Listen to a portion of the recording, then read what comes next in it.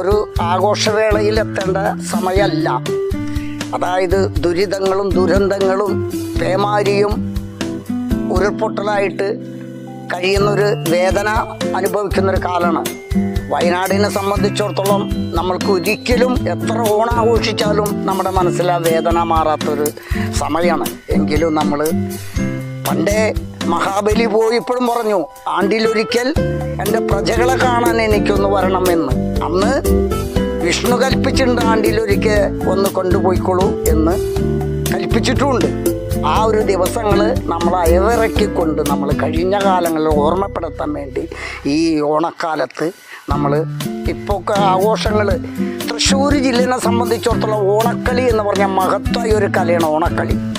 ആ കലയിലേക്കാണ് ഇപ്പോൾ ഇവിടെ ആൾക്കാർ ആഘോഷിക്കാൻ പോകുന്നൊരു സമയം. അപ്പോൾ ഓണത്തെ പറ്റി തന്നെ പറയുകയാണെങ്കിൽ തന്നെ അതിൻ്റെ ഒരു വരികളൊക്കെ നമ്മൾ ഇങ്ങനെ പാടി കേട്ടിട്ടുണ്ട്. വാ പൂവേ വാ പൂവേ വാ തുമ്പപ്പൂവേ, വന്നേ പോയി ഓണം പൊന്നോണം. വാ പൂവേ വാ തുമ്പപ്പൂവേ, വന്നേ പോയി ഓണം പൊന്നോണം. ചെത്തിയും തുളസിയും പൂക്കൾ കൊണ്ട് അലങ്കരിച്ച് തുമ്പപ്പൂക്കൾ കൊണ്ട് അത്തം മുതൽ തൊട്ട് ഓണം കുത്തിക്കുറിക്കുന്ന ഓരോ നാളുകളുണ്ട്. അത്തം, ചിത്തിര, ചോതി, അനീഴം, തൃക്കട്ട, മൂലം, പൂരാടം, ഉത്രാടം, തിരുവോണം, ഇങ്ങനെ ഓരോ നാളുകളിൽ ഓണാഘോഷിക്കാൻ വേണ്ടി മുറ്റത്ത് പൂക്കളമിടുന്ന ഓരോ ദിവസങ്ങളുണ്ടായിട്ടുണ്ട്. അന്നും പാടിയ ഈരടികളുണ്ട്. ആണ്ടിലൊരിക്കൽ വരും തിരുവോണം, പൊഞ്ചിങ്ങ മാസത്തിലെ തിരുവോണം, മാവേലി മന്നൻ വരും തിരുവോണം, കേരളീയാരെല്ലാം കൊണ്ടാടുമോണം. അത്തം മുതൽ തൊട്ടു എത്തും വിശേഷങ്ങൾ കുത്തിക്കുറിച്ചു പാടാം തെയ്യ. ചുറ്റും ഇരിക്കണ നിങ്ങൾ ശ്രദ്ധിക്കണം മറ്റും പല വിധങ്ങൾ തെയ്യം. അത്തം പുലർക്കാലെ മുറ്റത്ത് നന്നായി ചെത്തിയടിച്ചുള്ള പൂക്കളമിട്ട് എണ്ണിക്കഴിക്കും ദിനങ്ങൾ ഓരോന്നായി ഓരോ ദിനങ്ങളും മുറ്റത്ത് പൂക്കൾ. അത്തം കഴിഞ്ഞിട്ട് 10 ദിവസത്തിൽ പൊന്നോണമാക്കി റമ്മേ തെയ്യം.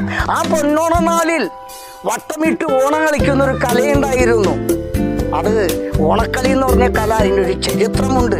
പട്ടിണി ദുരിതം അനുഭവിക്കുന്ന കാലഘട്ടം ഓണാട്ടം നെല്ല്, ചെമ്പാവ്, ചെറുചീര, വരിനെല്ല്, രാജമേനി ഇങ്ങനെയുള്ള വിത്തുകൾ വിതച്ച് കിട്ടുന്ന കൊയ്തെടുത്ത് കൊണ്ടുവന്നതിനെ മെതിച്ച് ചേറ്റി കൊഴിച്ച് പതമ്പ് വെക്കുന്ന ആ പതമ്പ് കൊണ്ട് കിട്ടുന്ന വയറു നിറച്ച് ചോറുണ്ടൊരു സന്തോഷമാണ് ഓണം കളി എന്ന് പറഞ്ഞൊരു കല. ആ കല എന്ന് പറഞ്ഞാൽ അതിന് ഓണക്കളി എന്ന പല കല, ചോട്ടുകളി, കൈകൊട്ടിക്കളി, ഓണക്കളി, ഇങ്ങനെ 3 വിധത്തിൽ തിരിക്കും. ഈ ചോട്ടുകളി എന്ന് പറഞ്ഞാൽ അതിന് അങ്ങനെ കയ്യിക്കും മെയ്യിക്കും ഇണങ്ങുന്ന ഓരോ പദചലനങ്ങളെ കൊണ്ട് ഇങ്ങനെ ആടും നീരാവോടെ കണ്ണനാം കൃഷ്ണാനി, ആടും മയിൽ പോലെ ആടി കളിയാട് കണ്ണ. അത് ചോട്ടുകളിക്ക് വേണ്ടിയിട്ട് വെക്കുന്ന ഓരോ പാട്ടുകൾ. പിന്നെ അത് കഴിഞ്ഞിട്ട് കുറച്ച് കാലങ്ങളിപ്പോൾ ചോട്ടുകളിനെ ഒരു വട്ടക്കളിയാക്കി കൈയടിച്ച് ഒരു ഓണക്കളീനെ ആക്കി. അത് ഈ തിരുവോണ നാളിൽ ആ പുത്തിരി ചോറുണ്ട സന്തോഷം കൊണ്ട് ആടിപ്പാടി കളിക്കുന്ന ഒരു കളിയാണ്. അന്ന് ഈരടി പാട്ടുകളൊക്കെ ഇങ്ങനെ പാടിയിരുന്നു. എങ്ങനെ ആ ഈരടി പാട്ടുകൾ? പങ്കജലോചനന്മാനെ തേടിപ്പോയ നേരം ഭക്തിഗന്ധരമോകനും തേരിലേറി വന്നു, പഞ്ചവടി തൻ സമീപ പർണശാല കണ്ടു. അത് പാടി മുക്കണ്ണം ചോടെന്ന് പറയും. ആ പാട്ടിന് മുക്കണ്ണം ചോട് വയ്ക്കും. ആ ചോട് വയ്ക്കുമ്പോൾ അതിനൊരു താളമുണ്ട്. ആ മുക്കണ്ണം ചോട് വയ്ക്കുമ്പോൾ അതാണ്. അതങ്ങനെ ഓരോ ചോടുകളും മാറുമ്പോഴും ആ താളങ്ങളെല്ലാവരും പറഞ്ഞ് കളിക്കുന്ന ആ ചോടിനാണ് മുക്കണ്ണം ചോട് എന്ന് പറയുന്നത്. പിന്നെ അതിന് വേറെ ഒരു ടീം നമ്മുടെ കൂടെ കളിക്കാറുണ്ടെങ്കിൽ അവർ ചിലപ്പോൾ ചെമ്പട ചോട് വയ്ക്കും. ചെമ്പടയ്ക്കുണ്ട് താളം, ചെമ്പടയുടെ താളം തന്നെ. ദജ്ജം ദജ്ജം തരിക മാരി ജന്മനായപ്പോ രാവണൻ തേരിലേറി അമ്പരെ മാർഗമിച്ചുടൻ സീതയെ ഓർത്തുകൊണ്ട് തകത്തിത്തൈ താരിൻ മാതാവിൻ മണാളൻ മാനിനെ തേടികൊണ്ട് തകത്തിത്തൈ. അത് ചെമ്പട ചോടിന് വെക്കുന്ന പാട്ടും അതിൻ്റെ താളാണ് ചെമ്പട. ഇനി തന്നാളത്തിൽ പാടി കളിക്കുമ്പോൾ അതിനുണ്ടൊരു താളം. താതരികിടത്തോം തെയ്യന്തകത്വം ഇത്താതിരിത്തയ്യത്തിന്തകന്നിട്ടൊരു താളുണ്ട്. അത് ഓരോ ചോടിനും ഓരോ പാട്ടുകൾക്കും ഓരോ താളങ്ങളുണ്ട്. അത് വലത്തെ കാലം വന്ന് ചോടെടുത്ത് അത് പാടി കളിച്ച് വീണ്ടും വലത്തെ കാലിൽ എത്തുമ്പോൾ താളട അവിടെ പാട്ട് അവസാനിപ്പിക്കുക, ചോട് അവസാനിക്കുക. അതായിരുന്നു അന്നത്തെ ഈ ഓണക്കളിയുടെ. അതാ ഓണക്കളി എന്ന് പറഞ്ഞാൽ അച്ഛൻ, അമ്മ, മക്കള്, അയൽക്കൂട്ടങ്ങൾ അവരൊക്കെ പാടെ ഒത്തൊരുമിച്ച് ആ വയറ് നിറച്ച് ചോറ് കിട്ടിയൊരു സന്തോഷം കൊണ്ട് കളിക്കുന്ന കളിയാണ് ഓണക്കളി. ഇന്നിപ്പോൾ അതിന് വ്യത്യസ്തമായിട്ട് പാട്ടുകൾ തന്നെ തെരളിപ്പാട്ടുകളായി.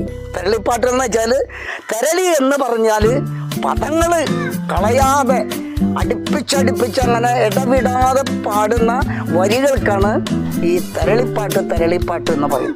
അതേ ഇതിൽ പോലെ പുരാണങ്ങൾ, ഇപ്പോൾ രാമായണം, മഹാഭാരതം, ഇപ്പോൾ കമ്പരാമായണം, തുളസി രാമായണം, അഗസ്ത്യ രാമായണം, സമ്പൂർണ്ണ രാമായണം, വാൽമീകി രാമായണം, കമ്പരാമായണം, ഇങ്ങനെയൊക്കെ രാമായണങ്ങൾ. ഇതിൽ നിന്നൊക്കെ നല്ല നല്ല ഭാഗങ്ങൾ എടുത്തിട്ടൊക്കെ എഴുതുന്ന പാട്ടുകളാണ് ഈ തെരളിപ്പാട്ട് എന്ന് പറയുന്നത്.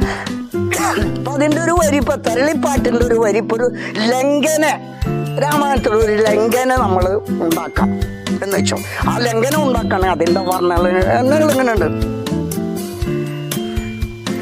ശരവണ ഭവഗുഗരിവരുടെ വിഘ്നം തെരുതര ഒഴിവതിനനുദിനമിവരിൽ മുരുക വരിക തിരുവരമത് തരിക.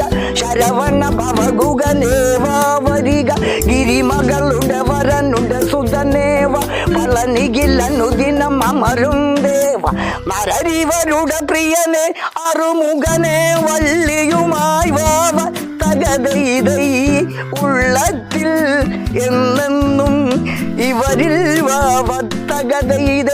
പണ്ട് പണ്ട് ഭുവനങ്ങളിലും ഭുവന ശക്തിയാർജിച്ചവരന്ന് അകമതിൽ അവരിരു പെരുമ പരന്ന് ഒരു ദിനം അത് ശണ്ട തുടങ്ങുന്നു വായുവതൊന്ന് വാസുകിയൊന്ന് ഇരുവരും അവരത് ഗൗരവമാണ് തെരുതരവരിരുവരും അന്യന്യം പലതും പറയുന്നു തകതൈതൈ. വാശിയാൽ ഇരുവരും വാദിക്കുന്നു തകതൈതൈ. അതിബലവന്മാർ തമ്മിലതിന്ന് അതിശയം അവരത് നിന്ന് അതിദ്രുതഗതിയിൽ ഉരച്ചവരന്ന് വായുവതൊന്ന് വാസുകിയോടായി മതിമതിയിരേജിടമതിലിന്ന് സകല ചരമതിനുമതിന്ന് ഞാനൊരുവനതില്ലെങ്കിൽ ജീവനുമില്ലെന്നറിയിൽ നൃത്തകതൈതയെ. അതു കേട്ട് വാസുകി ചൊല്ലി നിന്ന് തകതൈത്. അതിബലവൻ നീയാണെങ്കിൽ നീയും അതെന്റെ ഭക്ഷണമല്ലേ. അതിനാൽ ഞാൻ പറയുന്നത് കൊണ്ട് എന്നുടെ ഭക്ഷണമാകിയ നീയൻ നിലുമുപരിയതാണോ തകതൈതൈ. അറിവുള്ള അവരോട് ഇരുവരും അവരത് വാശി മുഴുത്ത് തെരുതര അവരുടെ നേരത്ത് അടിപിടി കലശിലതെത്തും നേരം ദേവേന്ദ്രൻ കണ്ടത് സമയത്ത് ഉടനടി അവരുടെ സവിധമതെത്തി ക്ഷണമം നേരത്തെ തകതൈതൈ. നിറുത്തു ഞാൻ നിന്നേരത്തി തകതൈതൈ. കലകമതിരുവരും അത് തുടരണ്ട അടിപിടി കലശില എത്തുക വേണ്ട. ഇതിനൊരു പ്രതിവിധിയായത് കൊണ്ട് ഇരുവരോടും പറയാമത് കൊണ്ട് ഇരുവരും അതിനായി കേട്ടുക വേണ്ടു. ഇരുവരും അതിനതൊരുങ്ങുക വേണ്ടു. ദേവേന്ദ്രൻ മധ്യസ്ഥനതായതിനായി